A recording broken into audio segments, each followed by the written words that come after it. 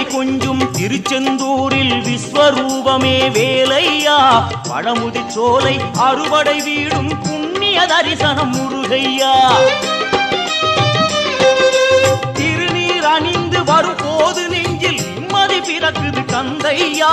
சுகனே சிவனார் மகனே உன்னை பாட பாட சுகமாகுதையா. வேல் முருகா அரோகரா அரோகரா வேல்